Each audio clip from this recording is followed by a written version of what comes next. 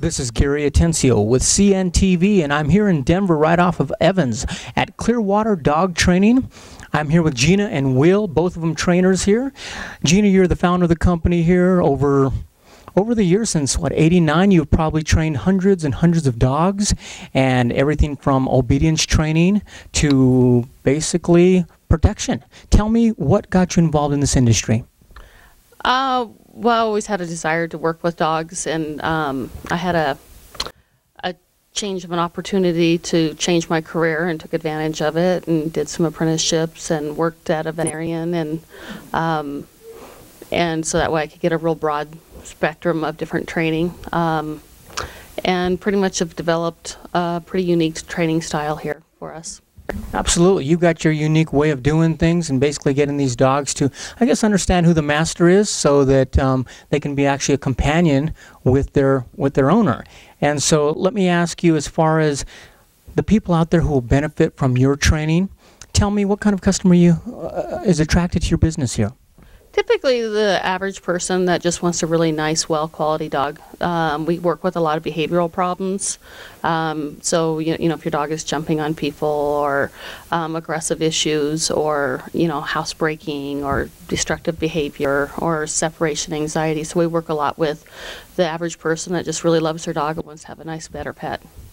Fantastic. And so basically you can take dogs, probably what, puppies all the way up until adult problematic dogs, but do you recommend kind of starting them early when they're first puppies?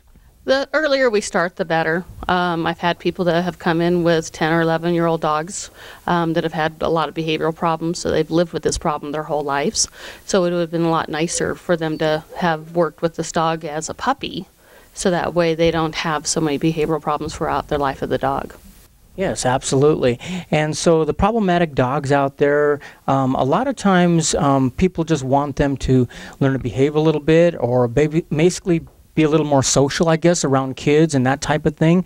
But a lot of times it can get a little bit more severe where actually they're thinking about putting their dog down because they just can't handle what's going on. Tell me about that. Have you come across that?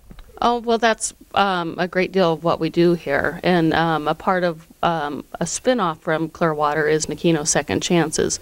And so we pull dogs from a rescue situation and help rehabilitate them and replace them in new homes.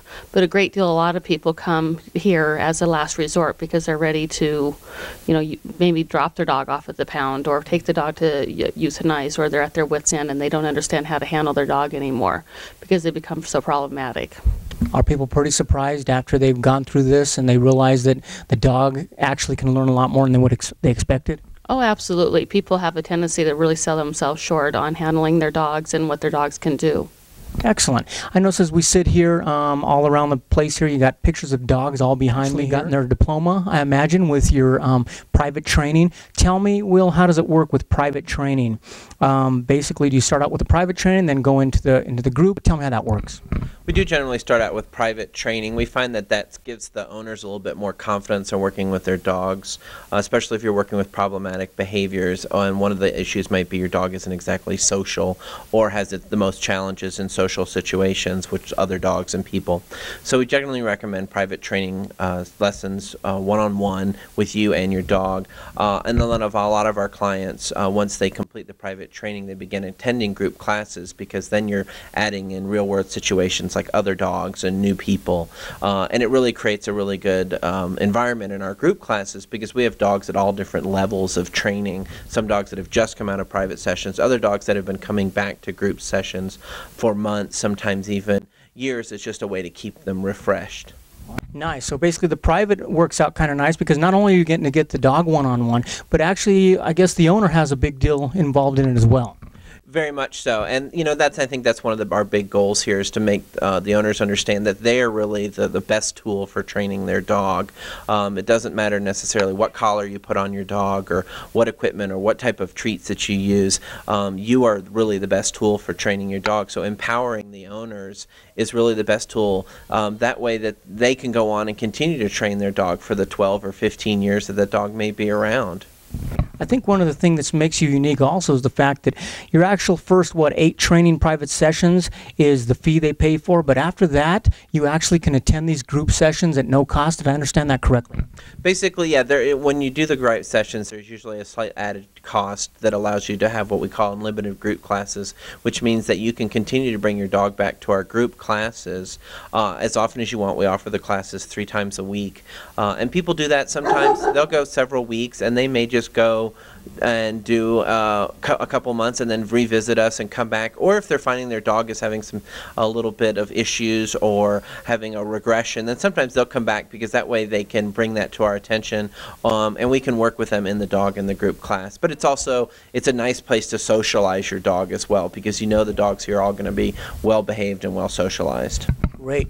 Speaking of some of your techniques that you've done, Gina, tell us about the Tellington Touch. Well, the Tellington Touch is a really great way of relaxing your dog. It's a great way of bonding with your dog. I find that a lot of dogs have a lot of behavioral problems because people just don't understand how to touch their dog and interact with their dog.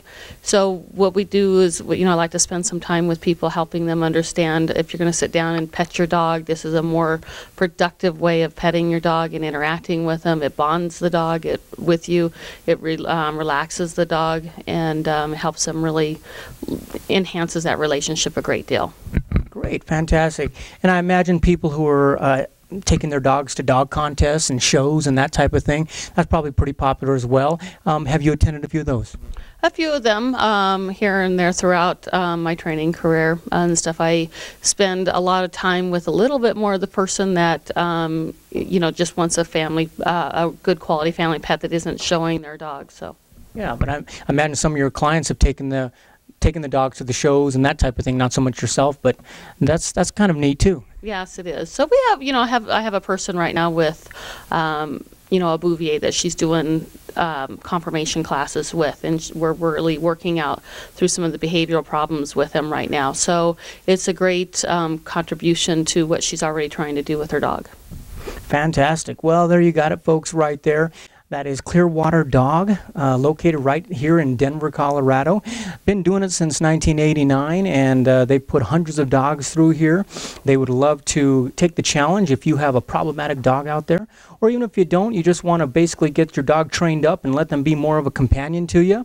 This would be the place to come. And remember, you're trying to get a happy, healthy, well-adjusted dog. And the old adage of you can't teach an old dog new tricks, that just doesn't apply, does it? Nope. This is Gary Atencio with CNTV. And if you don't know, now you know.